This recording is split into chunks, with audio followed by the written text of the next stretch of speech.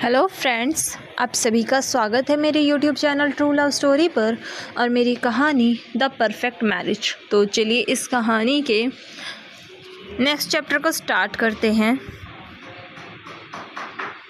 Chapter number 114, तृषा का डर। तृषा रमेश को मारकर वहाँ से जाने लगती है। वहीं तृषा ऋषभ को अच्छे से समझाकर वहाँ से जाने लगती है। ऋषभ काफ़ी ज़्यादा डर जाता है। तृषा जैसे ही बाहर आती है उसकी नज़र महेश पर जाती है जो वहीं बैठकर ड्रिंक कर रहा था। तृषा उसके पास जाकर बैठ जाती है और वाइन की बोतल को खोलकर उसे अपने हाथ धोने लगती है, जो देखकर महेश, जो कुछ ज़्यादा ही ड्रंक हो चुका था, वो गुस्से से कहता है, हे क्या तुम पागल हो जो शराब से हाथ धो रहे हो।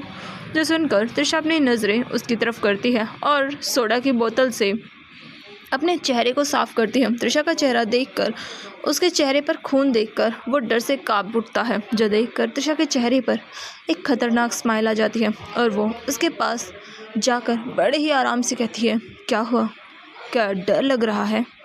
जो सुनकर रमेश घबराते हुए वहाँ से जाने लगता है, जो देखकर तृषा अचानक से हंसने लगती है। जो सुनकर वो डर से कांप जाता है। वहीं तृषा उसका हाथ पकड़कर उसे सोफे पर बैठाकर अपनी उसी शैतानी हंसी के साथ कहती है, कहाँ जा रहे हो। वैसे बड़े एहसान फरामोश दोस्त हो तुम अपने दोस्त को नहीं देखोगे जो मेरे साथ गए थे। जो सुनकर महेश डर से कांपते हुए पूछता है, क्या हुआ उन्हें। जो सुनकर तृषा कहते, वही जिसके वो लायक थे, आखिरकार मेरे साथ रात बिताना चाहते थे।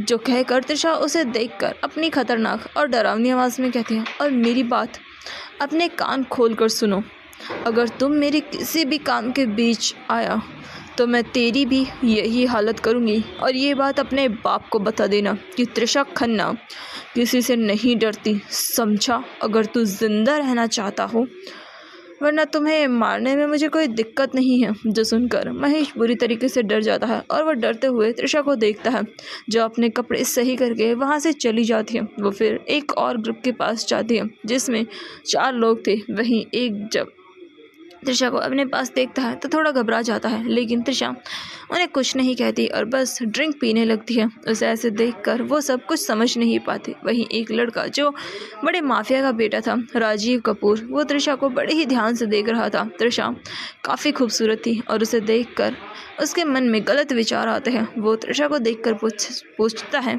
हे ब्यूटी, कौन हो तुम और यहाँ क्या कर रही हो। वैसे इतनी पी क्यों रही हो। जो सुनकर तृषा बिना कुछ कहे अपने कोट से एक लिफाफा निकाल कर फिर पेन से कुछ लिखकर राजीव की तरफ बढ़ाकर अपनी सख्त आवाज़ में कहती है, ये लेटर अपने बाप को दे देना और उससे कहना मैंने उसका काम कर दिया है और वो आज के बाद मेरे किसी भी मामले में टांग ना अड़ाए। आज से वो और मैं अलग अलग हैं, ठीक है।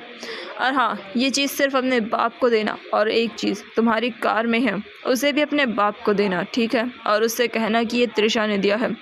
हालांकि वो समझ जाएगा, लेकिन बोल देना कि आज से हम दोनों के रास्ते अलग हैं, वो अपना काम खुद देखे। जो सुनकर राजीव चौंक जाता है और पूछता है, क्या तुम मेरे पापा को जानती हो। जिस पर तृषा कहते, वो मेरा क्राइम पार्टनर है एंड बिजनेस पार्टनर है, लेकिन अब से नहीं रहेगा। और हाँ, संभल कर जाना और उससे कहना कुछ समय तक किसी के सामने ना आए, वरना मारा जाएगा। जो सुनकर राजीव कुछ नहीं कहता, क्योंकि वो समझ जाता है सामने बैठी लड़की उसके बाप को अच्छे से जानती है। फिर वो उस लिफाफे को भी अपने पास रख लेता है। जो देखकर तृषा वहाँ से उठकर जाने लगती है, तभी राजीव कहता है, क्या कुछ और कहना है। जिस पर तृषा कहते हैं, बस यही कि मुझसे दूर रहे, वरना अगला नंबर उसका होगा, क्योंकि अब मैं अपनी ज़िंदगी शांति से अपने परिवार के साथ जीना चाहती हूँ। और ये कहकर वो वहाँ से चली जाती है। ये पार्टी सुबह तक चलती है।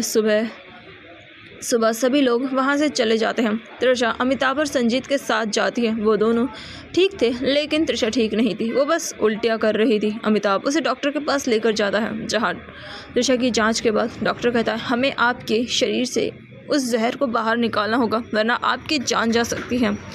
जो सुनकर तृषा एक नज़र बाहर देखती है, जहाँ रश्मि थी वो यहाँ आ चुकी थी। जब उसे तृषा की हालत का पता चला, वहीं उसे देखते हुए तृषा पूछती है, मेरे शरीर से इस जहर को निकालने के बाद मेरा ज़िंदा रहने के चांसेस कितने हैं। जिस पर डॉक्टर अपने सर को झुकाकर कहता है, 70%।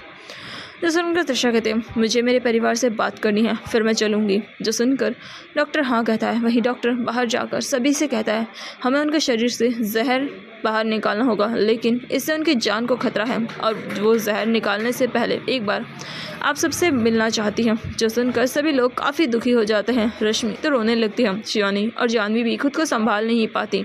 सबसे पहले अमिताभ और प्रभास जाते हैं। वहीं उन दोनों को देखकर त्रिशा उठने लगती है, लेकिन वो उसे रोक देते हैं। अमिताभ उसे देखकर काफ़ी दुखी होते हैं।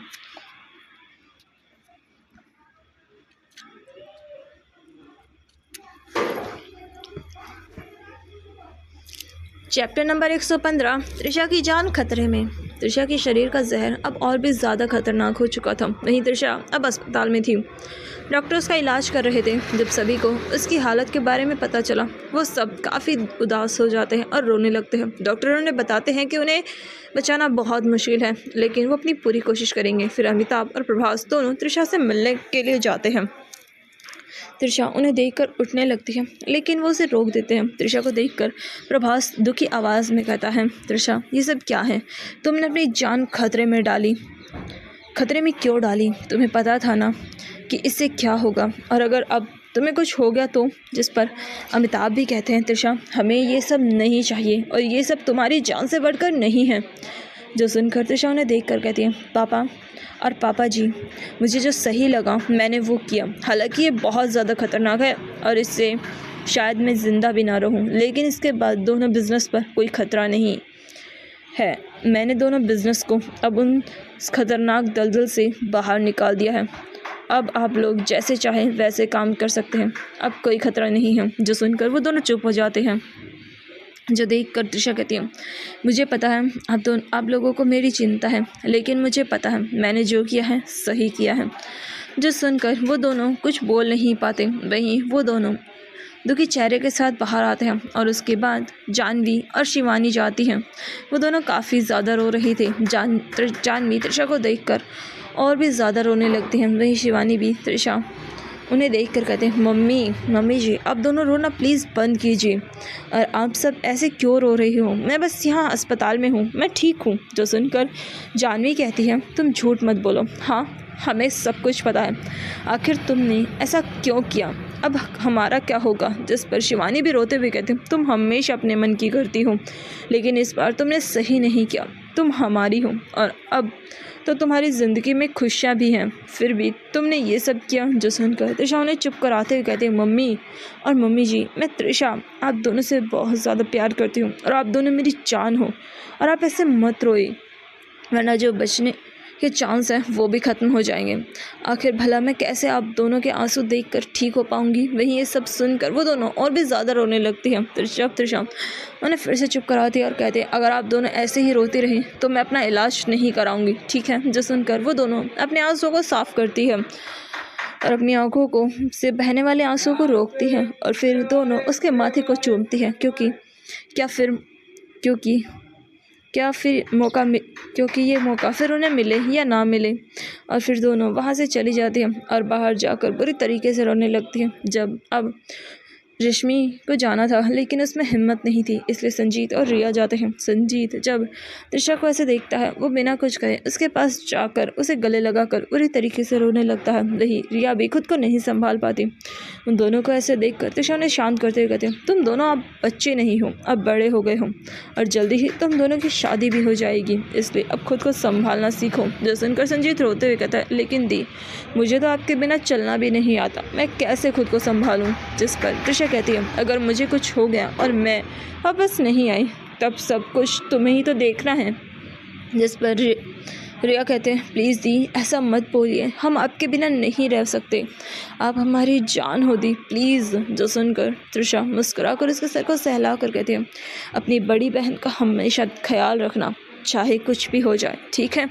जो सुनकर रिया ना में सर हिला कर कहते हैं वो आपकी वाइफ है तो आप देखो, मैं कुछ नहीं करूँगी, मैं उनका ध्यान बिल्कुल भी नहीं रखूँगी, आप ही उनका ख्याल रखो। जो सुनकर त्रिशा मुस्कुरा देती है। वहीं वो दोनों उसे गले लगाकर बहुत ज़्यादा रोते हैं। त्रिशा उन्हें शांत कराती है और फिर वो दोनों बाहर चले जाते हैं। अब सब रश्मि को देखते हैं। वो अपने आंसू साफ करके उसके पास जाते हैं। वहीं उसे ऐसे देखकर त्रिशा समझ जाती है कि रश्मि बहुत ज़्यादा रोई है। उसकी आंखें लाल हो चुकी थी, रोने से आंखों में सूजन आ चुकी थी। त्रिशा उसे देखकर अपनी बाहें खोल देती है, जो देखकर रश्मि अपने आंसू नहीं रोक पाती और वो उसके पास जाती है और उसके सीने पर अपने सर को रखकर ज़ोर ज़ोर से रोने लगती है और रोते हुए कहती है, आप झूठी हो, बहुत ज़्यादा झूठी। सब आपने झूठ कहा, सारे वादे झूठे थे, सबके सब आप झूठी हो। आपने कहा था इलाज करवा लोगी, लेकिन आपने नहीं करवाया। आपने कहा था आप हमेशा मेरा साथ दोगी, लेकिन अब आप यहाँ हो। आपने कहा था कि आप हमेशा मुझे खुश रखोगी, लेकिन आपने ऐसा कुछ नहीं किया। आप झूठी हो, बहुत बड़ी झूठी। आप सच में बहुत ज़्यादा बड़ी झूठी हो। वहीं उसकी इतनी सारी शिकायतें सुनकर त्रिशा उसे गले लगाकर कहती है, मुझे माफ़ कर दो। जो सुनकर त्रिशा कहते बिल्कुल नहीं, जब आप ठीक हो जाओगी मैं आपको सज़ा दूंगी, और अगर आप नहीं आई तो मैं आपसे कभी कोई बात नहीं करूंगी। जो सुनकर त्रिशा की भी आंखों में आंसू आ जाते हैं, लेकिन वो उन्हें छुपा कर कहती है, मैं तुमसे सज़ा लेने के लिए आऊँगी पक्का, और तुम जो सज़ा दोगी मैं लूँगी। जो सुनकर रश्मि हाँ कहती है और फिर वो त्रिशा के होठों पर किस करके उससे अलग होकर कहती है, मैं आपको सही सलामत चाहती हूँ। जिस पर त्रिशा मुस्कुरा देती है। वहीं रश्मि फिर अपने आंसू साफ करके कहते हैं, वादा करो कि वापस आओगी। लेकिन तभी डॉक्टर वहाँ आकर कहते हैं, सॉरी लेकिन इन्हें अभी लेकर जाना होगा। वहीं त्रिशा रश्मि को देखती है जो दुखी हो जाती है। वहीं डॉक्टर उसे लेकर जाने लगते हैं। त्रिशा अपनी छोटी उंगली रश्मि की छोटी उंगली में डाल कर कहते हैं, मैं अपनी पूरी कोशिश करूँगी। और ये कहकर त्रिशा वहाँ से चली जाती है। वहीं उसके जाने के बाद रश्मि बुरी तरह से रोने लगती है। उसकी हिम्मत अब टूटने लगी थी। सभी लोग त्रिशा को जाते हुए देखते हैं। जानी रश्मि को संभालती है। रश्मि रोते हुए कहती है, मम्मी अगर उन्हें कुछ हो गया तो मैं भी जिंदा नहीं रह पाऊंगी। मम्मी मैं मर जाऊंगी।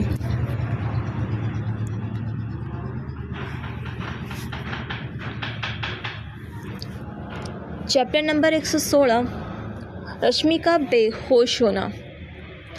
त्रिशा को ऑपरेशन थिएटर में लेकर जाया जाता है। वहीं रश्मि बुरी तरीके से रोने लगती है। उसकी हिम्मत अब टूटने लगी थी।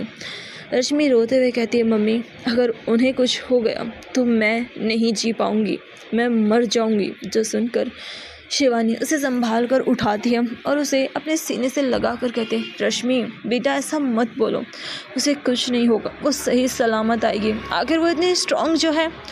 तुम रोना बंद करो। अगर वो तुम्हें ऐसे देखेगी तो बिल्कुल खुश नहीं होगी। तुम्हें पता है ना, उसे तुम्हारी आंखों में आंसू बिल्कुल पसंद नहीं। जो सुनकर रश्मि अपने आंसू साफ करती है और वहीं बेंच पर बैठ जाती है, लेकिन उसकी आंखों के आंसू थम नहीं रहे थे। वो लगातार रोई जा रही थी। सभी की हालत ऐसी ही थी। ऑपरेशन 3 घंटे चलता है। इस बीच सभी की हालत ख़राब हो जाती है। वहीं रश्मि ने कुछ खाया पिया नहीं था।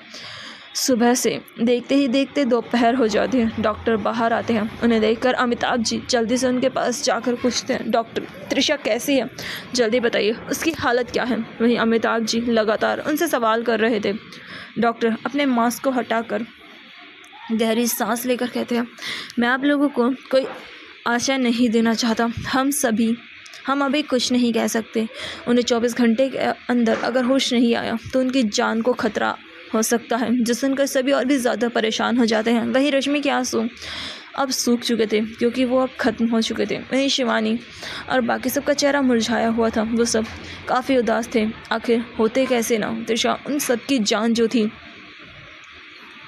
वहीं रश्मि डॉक्टर से पूछती है, क्या हम उनसे मिल सकते हैं। जिस पर डॉक्टर कहता है, हाँ आप उनसे मिल सकते हैं। जो सुनकर सभी लोगों को थोड़ी उम्मीद होती है। वहीं शिवानी अंदर जाती है। वो देखती है त्रिशा बीच में बेजान लेटी हुई थी।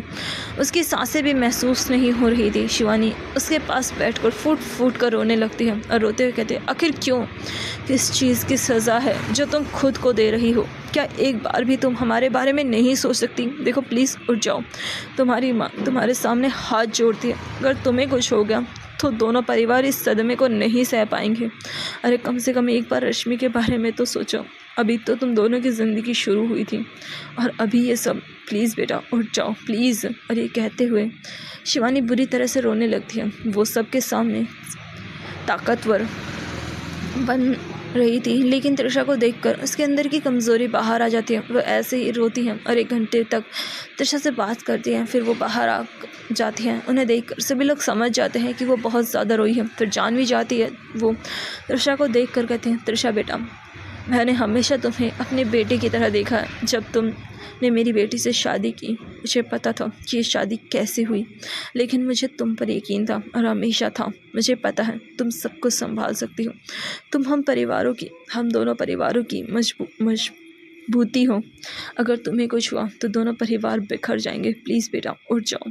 क्या तुम अपनी माँ की बात नहीं मानोगी? और ये कहकर वो रोने लगती है। वो 1 घंटे तक तृषा की से बात करती हैं और फिर अमिताभ जी और फिर प्रभास जी धीरे से अंदर जाते हैं। अभी 6 घंटे हो गए थे जब रश्मि की बारी आती है। शिवानी उसे देखकर कहते, रश्मि बेटा तुम भी कोशिश करो, जाओ, क्या पता तुम्हारी आवाज़ सुनकर वो उठ जाए। वहीं रश्मि अंदर जाती है और तृषा के बेजान शरीर को देखकर वो उसके पास जाते हैं और उसकी आंखें फिर से बिना किसी आवाज़ के बहने लगती हैं। रश्मि रो रही थी, वो वहीं बैठ जाती है और तृषा के हाथ को पकड़ कर कहती है, क्यों किया आपने ऐसा? अगर आप पहले ही इसे बाहर निकलवा लेती तो ऐसा नहीं होता। लेकिन अब देखिए, अब सब कुछ इस तरह बदल गया। अब देखिए हम दोनों कहाँ आ गए। आप यहाँ हैं और मैं बस देख रही हूँ। मुझे नहीं पता कि मैं क्या करूँ, लेकिन मुझे एक चीज़ पता है, आप मेरी जान हो। मैं आपके बिना नहीं रह सकती। अगर आपको कुछ भी हुआ तो देख लीजिए, मैं भी अपनी जान दे दूँगी। मैं बस आपसे प्यार करती हूँ, बस आपसे। और ये कहकर रश्मि वहीं उसके पास बैठकर रोने लगती है। उसकी आंखें लाल हो चुकी थी, सूजन आ चुकी थी, लेकिन आंसू रुकने का नाम नहीं लेते। 2 घंटे तक वहीं रहती है, फिर बाहर आती है। ऐसे ही धीरे धीरे समय बीतने लगता है। देखते ही देखते 12 घंटे बीत जाते हैं। अब रात हो चुकी थी, सभी लोग भूखे प्यासे थे। संजीत सबके लिए खाना लाता है, लेकिन किसी के गले से एक निवाला तक नहीं उतरता। और देखते ही देखते 20 घंटे बीत जाते हैं, लेकिन तृषा के उठने का कोई नामो निशान नहीं था, जो देखकर सभी और भी ज़्यादा परेशान हो जाते हैं। अब 30 घंटे हो गए थे, सभी ने हार मान ली थी।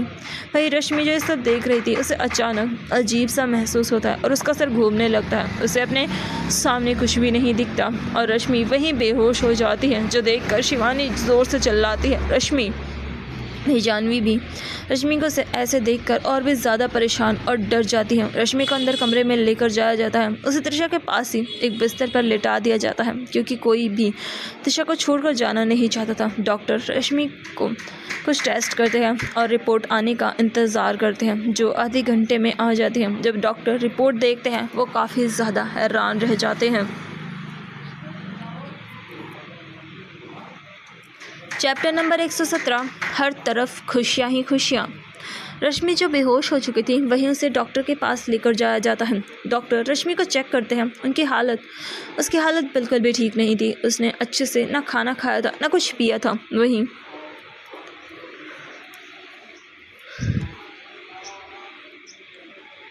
डॉक्टर रश्मि के कुछ टेस्ट करते हैं और उनकी रिपोर्ट का इंतज़ार करते हैं। थोड़ी ही देर में रिपोर्ट आ जाती है और वो उसे चेक करते हैं, जहां उस रिपोर्ट को देखकर वो हैरान रह जाते हैं। नहीं, उन्हें ऐसे देखकर प्रभास जी जल्दी से कहते हैं, डॉक्टर बताइए हमारी बेटी को क्या हुआ है?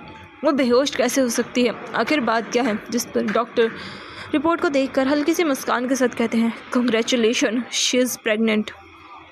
जो सुनकर सभी लोग चौंक जाते हैं। वहीं रश्मि अभी भी बेहोश थी, तृषा भी होश में नहीं थी। ये सुनकर सभी लोग चुप हो जाते हैं, जो देखकर डॉक्टर भी कुछ बोल नहीं पाते। वहीं शिवानी जी ये सुनकर ज़मीन पर बैठकर रोने लगती हैं। जानवी भी वहीं बैठ जाती है। शिवानी रोते हुए कहती है, मुझे समझ नहीं आ रहा कि ये खुशी की बात है या दुख की। इस बच्चे की किस्मत कैसी है? इसकी एक माँ ज़िंदगी और मौत के बीच में है और दूसरी इसे संभालने की हालत में नहीं। जानवी भी रोते हुए कहती है, मैंने कितने सपने देखे थे कि जब ये खुशी आएगी हम सब खुशियाँ मनाएंगे, लेकिन अब तो सब कुछ बदल गया। वहीं सब लोग दुखी थे, लेकिन किसी ने भी इस बात पर ध्यान नहीं दिया कि तृषा जो वहीं पास के बिस्तर पर लेटी हुई थी, उसकी उंगलियां हिलने लगी थी, उसे होश आ रहा था। वहीं थोड़ी ही देर में रश्मि को भी होश आ जाता है। अपनी मम्मी को ऐसे देखकर रश्मि उठकर पूछती है, मम्मी क्या हुआ? आप ऐसे क्यों रो रही हैं? आप चिंता मत कीजिए, उन्हें होश आ जाएगा। जो सुनकर शिवानी और रश्मि उसे गले लगाकर रोते हुए कहती है, रश्मि बेटा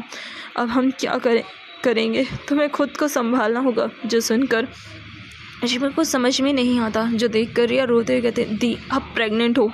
जो सुनकर रश्मि चौंक जाते हैं और वो अपने पेट पर हाथ रखती है और उसकी नज़र तृषा पर जाती है जो लेटी हुई थी, लेकिन उसे देखकर और भी ज़्यादा चौंक जाती है और उसकी आंखों से आंसू बहने लगते हैं और वो अपनी टूटी आवाज़ में कहती है, तृषा। जो सुनकर सब शिवानी और जानवी उसे संभालती हैं कि तभी एक कमज़ोर आवाज़, जिसमें शायद अभी इतनी ताकत नहीं थी, उनके कानों में आती है, हाँ बोलो। जो सुनकर सभी लोग उस तरफ देखते हैं जहां तृषा होश में आ चुकी थी और वो रश्मि को देख रही थी। वहीं शिवानी तृषा को होश में देखकर काफ़ी खुश हो जाती है और खुशी से उसकी आंखों से आंसू आ जाते हैं और वो अपनी टूटी हुई आवाज़ में कहते, तृषा तुम उठ गई। जिस पर तृषा हल्की सी मुस्कान देती है। वहीं जानवी भी उसे देख कर उसके गालों को छूकर कहते, तुम ठीक हो ना। जिस पर तृषा हाँ कहती है। तभी अमिताभ भी जल्दी से कहते हैं, मैं डॉक्टर को बुलाता हूँ। जो सुनकर सभी हाँ कहते हैं। थोड़ी देर में डॉक्टर वहाँ आकर तृषा की जांच कर कहते हैं, आप अभी ठीक हो, लेकिन आपको आराम की ज़रूरत है और वो भी सख्त ज़रूरत है, वरना आपका शरीर ठीक नहीं रहेगा। जो सुनकर तृषा हाँ कहती है और फिर उसे नॉर्मल वार्ड में शिफ्ट कर दिया जाता है। वहीं रश्मि बस उसे देख रही थी। तृषा सभी को देखती है। सभी काफ़ी थके हुए थे। जो देखकर तृषा कहती है, आप सब आराम कर लीजिए, मैं अब ठीक हूँ। जिस पर संजीत कहता है, मम्मी पापा अंकल आंटी आप सब घर जाइए, मैं दी के पास रुकता हूँ। जिस पर तृषा कहती है, नहीं तुम सब जाओ, मैं ठीक हूँ और मैं अब अपना ध्यान रख लूँगी। जो सुनकर शिवानी थोड़ा गुस्से से कहते हैं, अपना ध्यान रख लूँगी, ऐसा ध्यान रखती हो, तुम्हारी जान जाने वाली थी। सच सच बताओ, आखिर ऐसा कौन सा काम है जिसमें तुमने इतना बड़ा खतरा उठाया। जो सुनकर तृषा उन्हें देख कर कहती है, तभी रश्मि कहती है, मम्मी आप रहने दीजिए, अभी उन्हें आराम करने दीजिए, अब बाद में पूछ लीजिए। जो सुनकर शिवानी गुस्से से कहती है, अच्छा ठीक है। फिर वो तृषा को देख कर कहते हैं, अब दोबारा ऐसा कुछ मत करना, क्योंकि अब एक और जान है जिसे तुम्हारी ज़रूरत है, इसलिए खुद को संभाल कर रखो। अपनी ना सही कम से कम अपनी वाइफ और अपने आने वाले बच्चे के बारे में तो सोचो। जिस पर तृषा रश्मि को देखती है, जो उसकी तरफ देख तक नहीं रही थी। रश्मि हाँ कहती है। फिर सब लोग जाने लगते हैं। जानवी रुक कर कहती है, अगर हम सब चले जाएंगे तो तृषा का ध्यान कौन रखेगा। जिस पर रश्मि कहती है, मम्मी मैं रुक जाऊंगी, मैं इनका ध्यान रखूंगी। जिस दिन को शिवानी कहते हैं, नहीं तुम्हें भी आराम की ज़रूरत है। जिस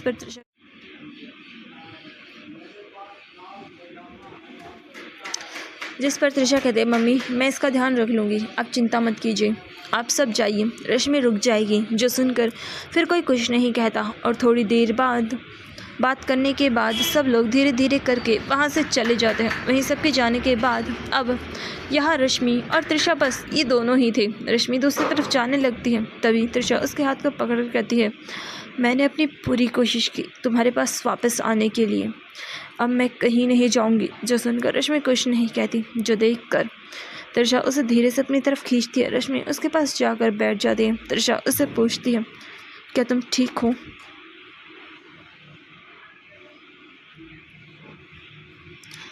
चैप्टर नंबर 118, रश्मि तुम माँ बनने वाली हो। तृषा को होश आ जाता है। वहीं सभी लोगों को पता चल जाता है कि रश्मि माँ बनने वाली है, जो चीज़ जानकर सबके लिए ये बहुत बड़ी खुशी की बात थी। वहीं सभी लोग रश्मि और तृषा को छोड़कर वहाँ से चले जाते हैं। रश्मि को उदास देखकर तृषा उसे अपनी तरफ खींचती है और उससे पूछती है, क्या तुम ठीक हो। जिस पर रश्मि अपना सर नामे हिलाती है। जो देखकर तृषा उसे गले से लगा लेती है। वहीं तृषा के गले लगकर रश्मि बुरी तरह से रोने लगती है। उसको ऐसे रोता देखकर तृषा गहरी सांस लेती है और वो रश्मि को चुप कराने में लग जाती है। रश्मि उसके ऊपर लेटी हुई थी, जिससे तृषा को थोड़ी परेशानी होती है, इसलिए वो धीरे से कहते हैं, रश्मि तुम यहीं मेरे पास लेट जाओ। जो सुनकर रश्मि अपनी गीली आंखों से उसे देखती है और फिर वो तृषा के बगल में लेट जाती है। जो देखकर तृषा उसे फिर से गले लगा लेती है। रश्मि रोते हुए कहती है, आखिर आपने ऐसा क्यों किया।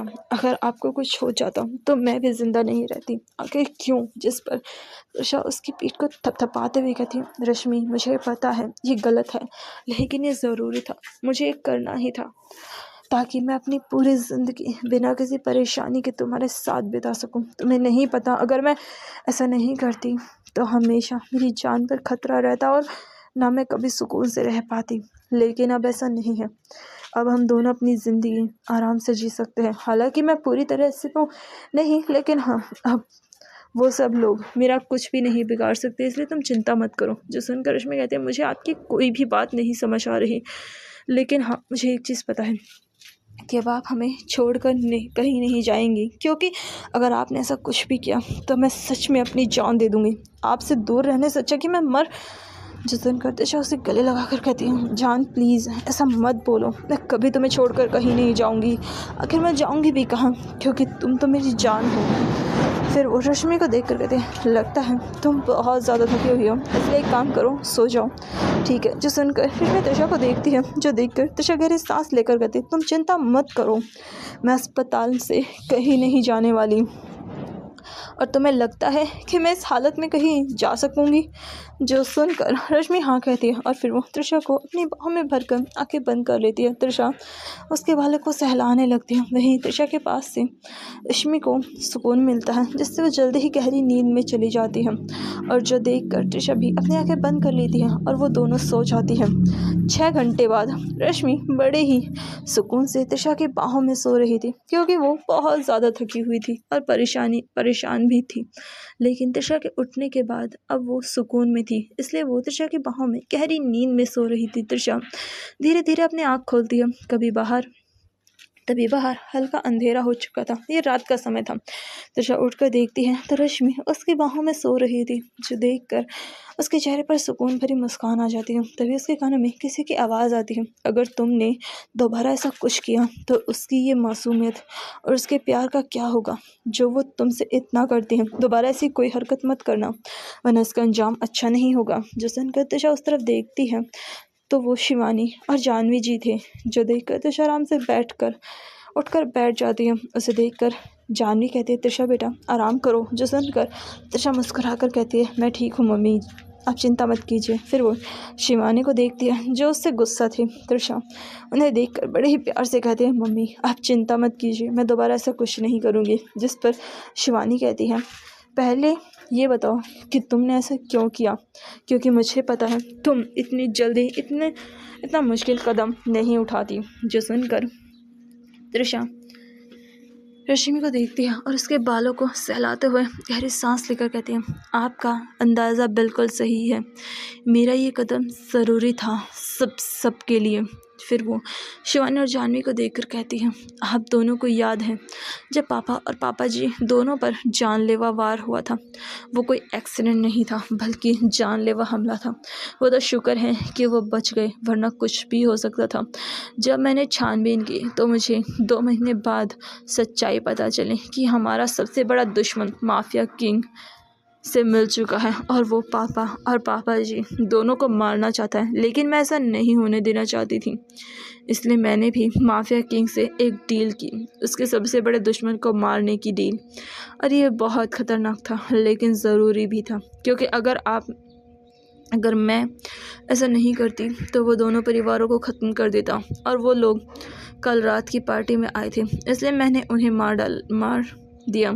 पर वहाँ की हर शराब में एक ड्रग था, इसलिए मुझे अपने अंदर से जहर पहले ही डालना पड़ा ताकि मैं उस ड्रग से बच सकूं। लेकिन उसका एक नुकसान ये हुआ कि मैंने कुछ ज़्यादा ही ड्रग ले लिया और वो जहर मेरे शरीर में फैल गया। फिर वो शिवानी और जानवी को देखती हैं, जो अपनी आंखें बड़ी करके उसे देख रही थी। उनके मुंह खुले हुए थे। वहीं उन दोनों को ऐसे देखकर त्रिशा गहरी सांस लेकर कहती, मेरे पास और कोई रास्ता नहीं था। जो सुनकर दोनों एक दूसरे को देखकर गहरी सांस लेते हैं। जानवी काफ़ी घबरा जाती है। तभी त्रिशा कहती है, आप लोग चिंता मत कीजिए, अब सब ठीक है, मैंने डील पूरी की है, अब वो कुछ नहीं कर सकते। जो सुनकर शिवानी कहते हैं, अगर वो अपनी बात से पीछे हट गए तो? जिस पर त्रिशा कहते हैं, तो फिर मेरे भी हाथ बंधे हुए नहीं हैं, मैं भी उसे मारने में से पहले एक बार नहीं सोचूंगी। जो सुनकर शिवानी गहरी सांस लेकर कहती है, मैं तुम्हारे किसी भी काम में नहीं आऊँगी, लेकिन तुम भी अपनी जान पर खतरा नहीं लोगी, ठीक है? जो सुनकर त्रिशा हाँ कहते हैं। फिर वो देखती है कि वो दोनों खाना लेकर आई हैं। जो देखकर त्रिशा कहती है, आप दोनों को आराम करना चाहिए था, लेकिन आप दोनों यहाँ क्या कर रही हो? जो सुनकर शिवानी कहते हैं, हमें शांति नहीं मिल रही थी। फिर वो रश्मि को देखकर कहते हैं, ये 2 दिनों से अच्छे से नहीं सोई, लेकिन अब इसे देखो कर लगता है इसे अपना सुकून मिल गया। जो सुनकर त्रिशा मुस्कुराकर रश्मि के बालों को सहलाती है और फिर वो उन दोनों से पूछती हैं, क्या आप दोनों ने आराम किया और क्या खाना खा लिया? जिस पर दोनों हाँ कहती है। फिर त्रिशा रश्मि को उठाती है। जब अपनी आंखें मलते हुए उठती है त्रिशा उसे खाना खिलाती है, क्योंकि रश्मि ने अच्छे से कुछ भी नहीं खाया था। रश्मि आधी नींद में थी। वो अपनी नींद भरी आंखों से त्रिशा को देखकर उसके सीने में अपने सर को छुपा कर कहते हैं, प्लीज़ ना सोने दो। जिस पर त्रिशा कहती है, अच्छा ठीक है सो जाना, लेकिन पहले खा लो। जिस पर रश्मि मुँह बनाती है, जो देखकर त्रिशा कहती है, रश्मि तुम माँ बनने वाली हो, इसलिए तुम्हें अच्छे से खाना खाना चाहिए। जो सुनकर रश्मि कुछ नहीं कहती, वहीं त्रिशा उसे अच्छे से खाना खिलाकर फिर से सुला देती है, जो देखकर जानी और शिवानी को भी अच्छा लगता है। फिर त्रिशा अपना खाना खाकर दवाई लेकर सो जाती है।